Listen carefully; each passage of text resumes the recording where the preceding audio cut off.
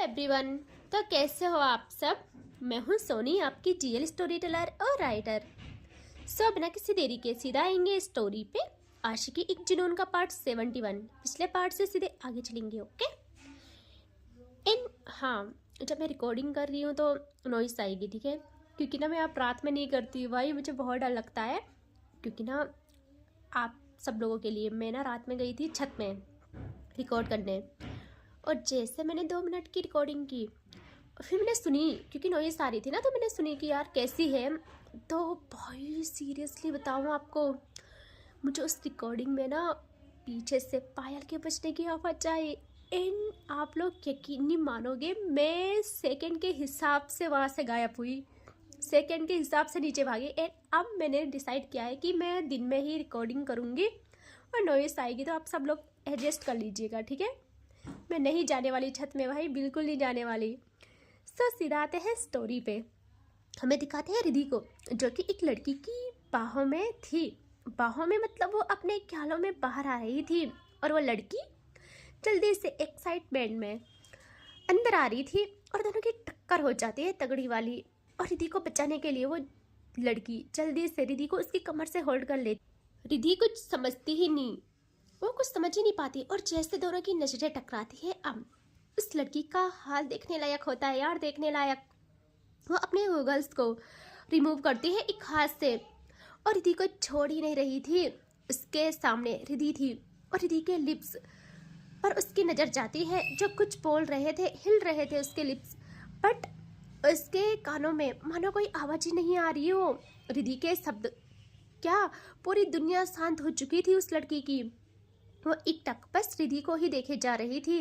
रिधि की आईज भी हिल रही थी, आंखों में गुस्सा था उसका। हाय, उसका तराशा हुस्न, क्या बताऊं। और जब बहुत ज़्यादा हो जाता है, रिधि बहुत तेज उसे खुद से दूर पुश करती है, और अब जाके उस लड़की को सेंस आता है। वो कहती आप ठीक हो, आई एम सॉरी। रिधि उससे कहती है, अंधी हो, देख के चलना नहीं आता। पता नहीं इस घर में जो भी आता है, इस दहलीज के अंदर सब पागल हो जाते हैं। कोई अंधा, कोई बहरा और कोई लंगड़ा हो जाता है। और ये ढक्कन हटा के चला करना आइंदा। इसका इशारा उसके गॉगल्स पे था। वो कहती, आई एम सॉरी, आपको लगी तो नहीं ना। वैसे अगर इतनी गुस्ताखी की ही है हमने तो मलिका के रास्ते में आने की, मलिका के रास्ते में रुकावट डालेंगी तो ये नाचीज हासिल है सजा पाने को। और ये फ्लर्टिंग तक तो ठीक था, बट वो रिधि के हाथ पे अपनी फिंगर्स हल्का स्लाइड करके कहती है ये सब, कि आप हमें दे सकते हो सजा। और उसने इतना ही कहा था, किया था कि रिधि सौम्या का गुस्सा उस पर उतार देती है, और एक थप्पड़ उसके गालों पे जड़ देती है। देख रहे हो, मिल गई सजा अच्छी खासी मलिका के हाथ से, यही चाहिए था उसे। और वो सॉफ्ट भाई, बट उसके फेस पे गुस्सा नहीं था, स्माइल छा जाती है।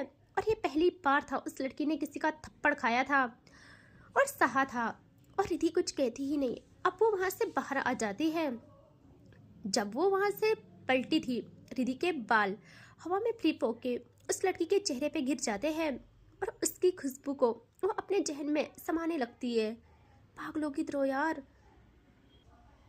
उसकी ना आंखें बंद हो जाती है, और दूसरे ही पल वो आंखें खोलती है, और वहाँ कोई भी नहीं था। रिधि कहीं चली गई थी, और अब वो अंदर आने लगती है कि चलो खैर है। जैसे वो अंदर आती है, वैसे ही हॉल में दिखाते हैं दादी लोगों को जो वहाँ बैठे थे। और जैसे वो अंदर आती है, दादी को देखती है, और दादी के चेहरे पे प्यारी सी स्माइल आ जाती है, और वो एक नज़र में इसको पहचान जाती है, और कहती है, माही, मेरा बच्चा, ये तुम हो ना। वो माही थी। वो ना जल्दी से भाग के दादी के पास आगे उन्हें प्रणाम करके गले लगा लेती है, और कहती है, छोटी दादी, कैसे हो आप। इतने सालों में मुझे पहचान लिया एक नज़र में, वो भी एक नज़र में, कैसे। ये थी माही, सौम्या की दादी की बड़ी बहन की पोती, यानी उनकी भी पोती हुई। दादी उसके कान पकड़ के कहती है, क्योंकि मैंने देख लिया था तुमको। किसी की इतनी हिम्मत नहीं जो इस अंदाज में हमारे घर में प्रवेश करे, नज़र उठा के और फुल एटीट्यूड में। और बचपन की आदत गई नहीं तुम्हारी। वो इधर उधर देख के गमले के पौधों से कलियां तोड़ना है ना। और वो माही ना स्माइल करती है और कहती दादी ये मेरा शौक है कलियों को तोड़ना, लेकिन आज एक कली मेरी जान ले गई दादी, जान ले गई। अभी तक आंखों में और दिल में दर्द हो रहा है। दादी कहती है क्या क्या क्या हुआ, कहाँ दर्द हो रहा है। वो कहती है खैर छोड़ो, आप अब बताओ कैसी हो आप और सौम्या कैसी है। दादी अभी भी वो ऐसे ही है या फिर कुछ। दादी की आई शार्प हो जाती है और वो कहती है शेर वक्त के साथ और खूंखार हो गया है, आखिरकार पोती किसकी है। यहाँ माही कहती है हाँ दादी, आप और आपकी पोती, सारा प्यार उसे दो, उसी पे लुटाओ, हम पर नहीं, है ना। दादी उससे अगेन गले लगाती है और कहती है पागल, तुझसे भी तो प्यार है बहुत ज़्यादा। और माही की नज़र जाती है साइड में सामने बैठी दिशा पे, जो बस ऊपर सीढ़ियों की ओर देखे जा रही थी। और तभी माही पे माही जैसे फील करती है और एकदम कहती है दादी ये कौन है, मिलाइए जरा इनसे। दादी कहती है बड़ी बहू की बहन है दिशा, ये भी हमारा साथ देंगी। और माही जल्दी से कहती है हाय मैं माही फ्रॉम USA।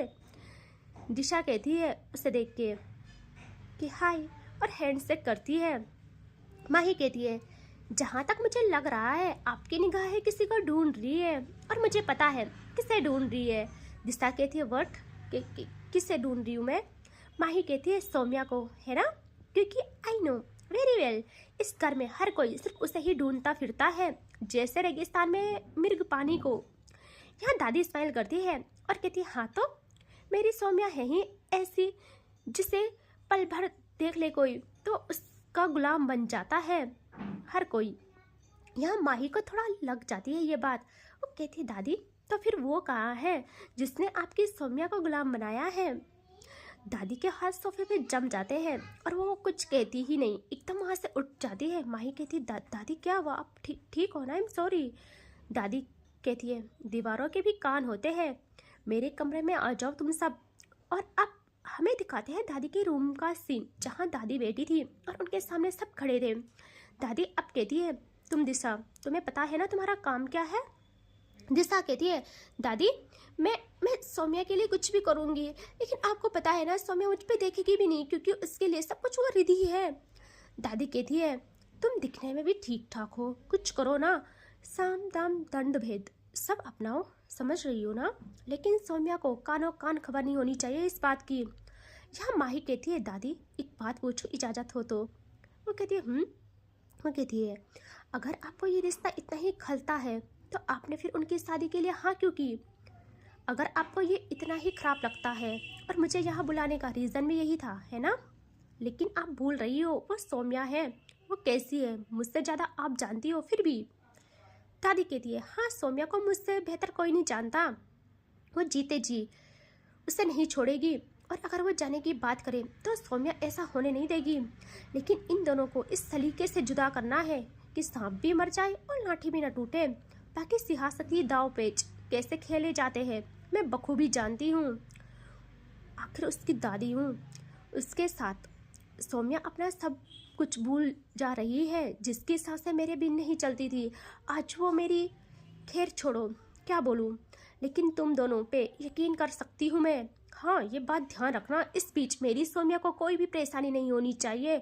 मैं चाहती हूँ बिन उसे कुछ तकलीफ पहुँचे सब हो जाए और ये होके रहेगा। यार देख रहे हो दो पागल दीवानों को अलग करने की चाल है इनकी, क्या होगा, कितनी जिंदगियाँ ये रिश्तों की बेड़ियाँ निकल जाए कोई नहीं जानता। या हमें अब दिखाते हैं माही को जो अपने रूम में थी, उसका सामान सेट हो रहा था और वो अपनी खिड़की की साइड आ जाती है और उनके डोर को ओपन करती है। उसके मन में बस यही ख्याल थे कि क्या वो सौम्या से जीत हासिल कर पाएगी। वो खुद से कहती है माही ये तेरे पास मौका भी है, दस्तूर भी है। सबसे बेहतरीन बात यह है कि जिस इंसान के होते हुए कोई सौम्या पे आंख उठा के भी नहीं देख सकता है, आज वो इंसान खुद मुझे यहाँ ला पटका है। वो दादी की बात कर रही थी। वो कहती है दादी मैं आपसे बहुत प्यार करती हूँ, सबसे प्यार करती हूँ, लेकिन मैं सौम्या के उस बिहेवियर को कभी नहीं भूल सकती, कभी नहीं। अब हमें नहीं पता कि क्या चल रहा है माही के माइंड में, लेकिन वो और कुछ कहती। उसी पर उसकी नजरें जाती है बालकनी से नीचे गार्डन एरिया में और माही अगेन उसी हुस्न का शिकार हो जाती है। माही की आंखें उसकी धड़कनें उससे दगा करने में उतर जाती है। नीचे थी रिधि जो खुद में गुम गार्डन एरिया में टहल रही थी। माही का हाल बयां करने लायक नहीं रहता इस वक्त। रिधि के क्रॉप टॉप से दिखती उसकी कमर, हाय उसके काले खुले बाल, त्राशा हुस्न, उसकी वो वॉक, कोई कैसे खुद को घायल न कर सकता था यार इस वॉक पे।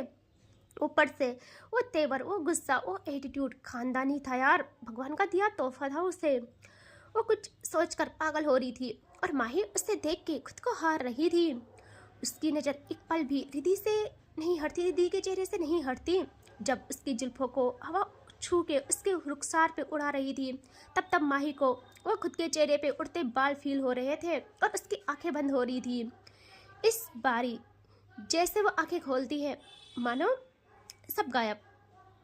रिधि गायब हो जाती है और वो परेशान हो जाती है। उसके हाथ विंडो पे जम जाते हैं। वो पूरे गार्डन एरिया में देखती है बट रिधि नहीं दिखती उससे। वो कहती क्या ये हकीकत है या सिर्फ ख्वाब? इतना खूबसूरत तो सिर्फ ख्वाब ही हो सकता है, हकीकत नहीं। और अब हम आते हैं सोम्या पे, जो सिया के साथ रूम में आई थी। सिया उसे बिठा लेती है बेड में और कहती है रिधि कहाँ है? मैं उससे बुला के लाती हूँ। वो मेडिसिन अप्लाई करेगी आप पे। देखो कितनी चोट लग गई है, क्यों लड़ते हो आप उससे? सोम्या कहती है कोई बात नहीं सिया, तुम टेंशन मत लो, ये तो यूं ही है, सही हो जाएगा, फिलहाल जाओ रेस्ट करो तुम। और सुनो ना, तुम्हें कोई प्रॉब्लम तो नहीं है ना यहाँ, मतलब अच्छा लग रहा है ना? सिया कहती है मुझे अच्छा लग रहा है, आप कुछ भी मत सोचो, आप बस अपना ख्याल रखो। और अब वो वहाँ से बाहर आ जाती है। जैसे वो बाहर आती है उसे अपने रूम के बाहर मिलती है तनु, जो गुस्से के साथ उसी का वेट कर रही थी। आज उसके अंदर आग थी, पता नहीं क्या कर जाए यार तनु, क्योंकि उसके बर्दाश्त के बाहर थी। कोई कितना ही किसी के पीछे भागता यार। सिया उसे देखती भी नहीं और अंदर जाने लगती है यार। तनु उसका हाथ पकड़ एकदम दीवार पे पिन करती है उसे और कहती है कब तक चलेगा तुम्हारा ये ड्रामा? बोलो। सिया शॉक्ड कि इससे क्या हुआ? सिया कहती है आप पागल हो, मैंने क्या किया? मैं तो आपसे जितना हो सके दूर रहना चाहती हूँ ताकि आपको कम हर्ट हो। और आप, यह तनु का गुस्सा बढ़ जाता है। वो कहती है हाँ हो गई हूँ मैं पागल, और इसी प्रॉब्लम से मैं पागल हो गई हूँ। तुम मुझसे दूरियाँ क्यों बना रही हो और उससे ये सब क्यों कर रही हो? वो झूठी है, उसने झूठ कहा है, सब नाटक कर रही है, उसे कुछ पेन नहीं है और फिर भी तुम्हें अच्छी लगती है। मैं कुछ भी करूँ गलत क्यों हो जाता है सिया, क्यों हो जाता है? सिया को भी गुस्सा आता है क्योंकि उससे दर्द हो रहा था। तनु ने उसका हाथ इतनी जोर से पकड़ा था और वो तनु को दूर पुश करती है खुद से और कहती है पागल हो चुके हो आप, सब कुछ जानने के बाद भी आप इस तरह रिएक्ट कर रहे हो जैसे मैंने आपको धोखा दिया है, जैसे मैं आपको धोखा दे रही हूँ। मैंने पहले दिन से सब क्लियर किया हुआ है आपसे, आप जानते हो इतनी जल्दी मोहब्बत नहीं हो सकती है। क्यों नहीं समझते आप? नहीं हो सकती है यार, मेरे बस में नहीं है कुछ भी। तनु भी डोमिनेटिव पर्सन थी। वो अगेंस्ट सिया को दीवार पे पिन करके उसकी जॉ को पकड़ती है और कहती है अब देखना तुम तनु क्या चीज़ है। रही बात तुम्हारी तो मैं तुम्हें हासिल कर जाऊंगी, प्यार से या जबरदस्ती, बात तुम पे है अब सिया। और जब उसे सिया की आंखों में आंसू दिखते हैं वो पिघल जाती है। उसे फील होता है कि वो क्या कर रही है। उसकी पकड़ ढीली पड़ जाती है और वो सिया के फोरहेड से फोरहेड मिला देती है। और इस वक्त तनु का टूटना नजर आता है यार। वो कहती है सिया प्लीज कुछ करो, बहुत दर्द होता है, बहुत दर्द, बहुत यार, इतना कि मैं सह नहीं पाती हूँ। बताना, मर जाऊँ तब तुम्हारे दिल में कुछ फीलिंग्स आएगी मेरे लिए, प्लीज बोलो, बस बोलो, जो बोलो घर जाऊंगी यार। सिया के आंसू नहीं रुकते और ना कंपन, फिर भी वो तनु का दर्द फील करती है क्योंकि उसे भी सेम पेन था। और उसके गाल पे हाथ लगा के कहती है, रोते हुए कहती है कि मैं मजबूर हूँ, आप क्यों नहीं समझते, ऐसे प्यार नहीं होता है। उस इंसान ने मेरी आत्मा को छुआ है, मैं कैसे अपने जिस्म से ये रूह निकाल दूँ? बोलो ना कैसे निकाल दूँ? और तनु अपने इमोशंस पे काबू नहीं कर पाती। सिया का फेस हाथों में थामती है, उसके करीब आते हुए कहती है मैं निकाल फेंकूंगी, चाहे कुछ भी करना पड़े, कुछ भी, समझती हो तुम? और सिया को समझती। तनु के होंठ उसके होंठों से जा लगते हैं और सिया यार यही डर था उससे और तनु को मारने लगती है। बट इस बारी तनु को चाहे जान से हाथ धोना पड़े बट वो सिया को नहीं छोड़ती और इस अंदाज में अपना जुनून बरसाती है कि सिया का दिलो दिमाग खराब हो जाता है। यार तनु मत कर, वो और ज़्यादा हर्ट होगी। बट तनु एक तरफ से सही भी कर रही है, इसी में सबका फ़ायदा है। और तनु वही वही अपने प्यार पर आज मुहर लगाती है इस तरीके से कि क्या बोलूँ। सिया के हाथ एकदम उसके दीवार पे पिन करके, एक हाथ से वो पिन करती है और दूसरे हाथ से उसकी नेक एरिया में हाथ जमाती है। तनु हाँ उसके नेक एरिया में हाथ जमाती है और पूरा पागलपन उस पर बरसाती है यार। और इनका ये अच्छा खासा चलता है, तभी तनु का ना काम रुक जाता है एक आवाज़ से, क्योंकि कोई सीढ़ियों से ऊपर आ रहा था और तनु को फील होता है। और सिया को छोड़ देती है और सिया को इतना गुस्सा आता है, सिया के मन में इतना गुस्सा भर गया था कि वो एक जोरदार थप्पड़ मारती है तनु को। और तनु स्माइल कर कहती है, अब तुम देखना कुछ ऐसा असर लाऊंगी अपनी दुआओं में कि तुम खुद चल के मेरे पास आओगी, और ना आई ना तो उस दिन मेरा आखिरी दिन होगा। और सिया ना वहाँ से चली जाती है और जैसे अंदर जाती है सीधा शावर के नीचे जाके शावर ऑन करके खुद के होठों को रोते हुए साफ करने लगती है। यार वो पहले से परेशान थी और अब ये सब क्या कर सकते हैं। अब हमें दिखाते हैं रात का सीन जहाँ सब खाना खाने के लिए आ गए थे। माही को दिखाते हैं जो आ गई थी खाना खाने। वो सिया और तनु को देखती है, उनसे भी हेलो हाई करती है। यहाँ दादी कहती है एक बहू को खिंचाओ, सोम्या को और रिधि को बुला लाओ। माही तो रिधि को देखने के लिए बहुत बेचैन थी, कौन होगी वो। यहाँ हम दिखाते हैं रिधि को जो कि रूम में आती है, उसके बाद बहुत टाइम के बाद आई थी वो। और सोम्या जो उसी का वेट कर रही थी, बट उससे ये करना था कि उससे चोट लगी है, उसे ये सबको दिखाना था। उससे गुस्सा भी था कि रिधि को चाहे मैंने झूठी बोला, बट उससे ये पता तो था ना कि मेरे पेट में मोच है। वो फिर भी कैसे नहीं आई उसके पास, कैसे नहीं आई। वो पागलों की तरह रिधि का वेट कर रही थी। और जैसे रिधि रूम में आती है, सोम्या कहती है कहाँ थी तुम, कब से वेट कर रही हूँ मैं तुम्हारा। रिधि देखती है उसे एक नज़र और उस पर चोट लगी थी। रिधि का दिल यार पिघल जाता है। गुस्सा तो थी वो, बट प्यार उस पर भारी पड़ जाता है। उसने बहुत कंट्रोल किया था खुद को कि वो ऊपर ना आई, क्योंकि सोम्या की चीज़ें उसे चुभ रही थी। फिर भी वो जल्दी से वहाँ उसके पास आके बैठ के उसके गाल पे हाथ लगा के कहती है ये सब कैसे हुआ, तुमने कुछ किया, तुमने ये सब भी सीख लिया, मुझे ब्लैकमेल करने के लिए, खुद को हार्म करना, चाहे मुझे उसके बाद कितनी भी प्रॉब्लम हो। तुम इतनी सेल्फिश कैसे हो सकती हो। सोम्या शॉक्ड, वो कहती है रिधि तुम ऐसे कैसे बोल सकती हो यार, और तुम अभी तक थी कहाँ। एक भी पल तुम्हें मेरा ख्याल नहीं आया कि मेरे पैर में लगी है, मुझे तुम चाहिए होती हो हर पल, तभी मैं ठीक हो पाऊंगी, और तुम ऐसे कैसे कर सकती हो। रिधि कहती है मेरा दिल नहीं है, हाँ मुझे तकलीफ नहीं होती, तुम क्या करते हो। कभी प्यार से रहा जाता है तुमसे एक पल भी। एक पल में गुस्सा आ जाता है, हर छोटी बात पे पता नहीं क्या से क्या बन जाते हो। फिर नहीं दिखता तुम्हें सामने कौन है, मेरे बाल पकड़ के मुझे अपने करीब करते हो, कुछ भी कर जाते हो। सोम्या कहती है तुम्हें मेरा गुस्सा दिखता है, हमेशा प्यार नहीं दिखता।